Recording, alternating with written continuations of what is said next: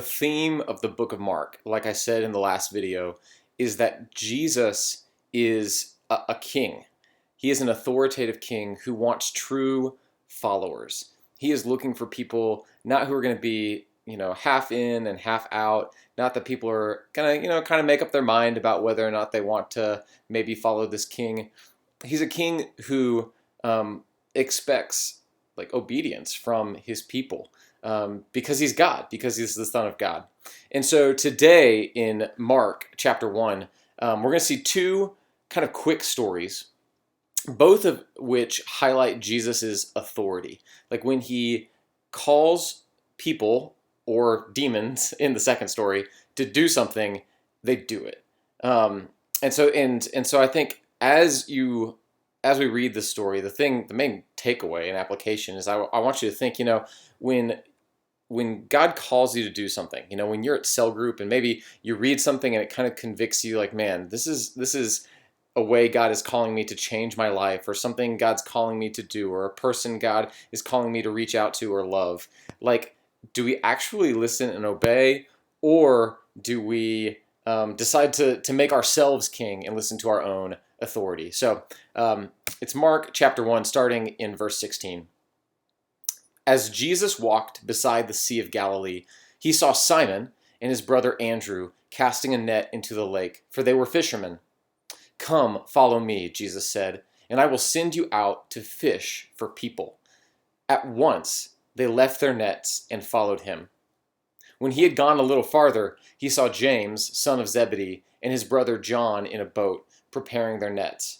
Without delay he called them, and they left their father Zebedee in the boat with the hired men and followed him. So this is story number 1.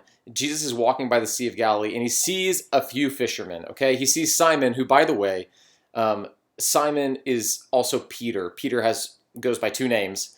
So he sees Peter, also known as Simon, Andrew, and later on James and John in a boat. And Jesus calls to them and says, hey, I want you to leave what you're doing, and I want you to go follow my mission and fish for people. Okay? And the main thing I want to highlight is in both of these stories, what Mark emphasizes is that it's at once and it's without delay that they followed him. They left what they were doing and followed him.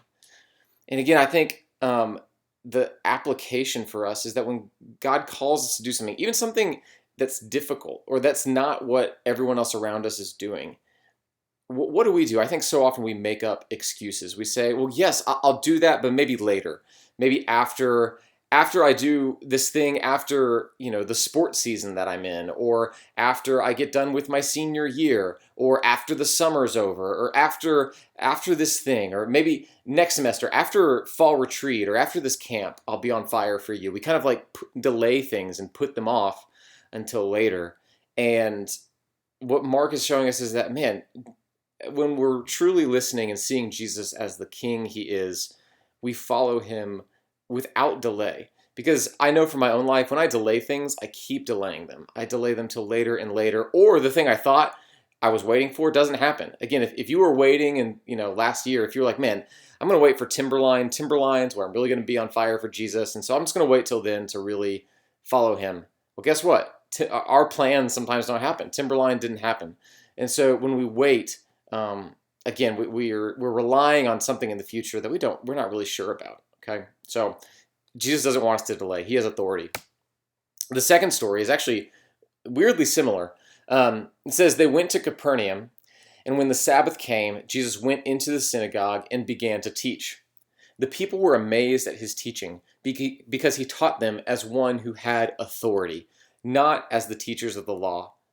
Now, by the way, I just want to quickly point out, so Jesus goes into a synagogue, which was where Jewish people would meet to hear the Old Testament taught. And it was not unusual for someone to go up and teach, but something about what Jesus was saying, he was speaking as though he had authority. What does the word authority mean? It comes from the word author. It's like he was speaking it as though he was the author of it, as though it really meant something to him. It wasn't kind of like, these are some nice thoughts you might hear, you might kind of listen to it. No, he was speaking as a person and that that the words he was speaking had true authority, and it amazed the people.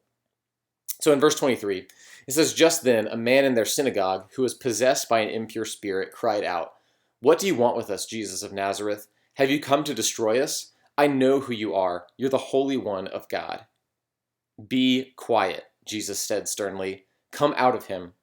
The impure spirit shook the man violently and came out of him with a shriek. The people were all so amazed that they asked each other, 'What is this?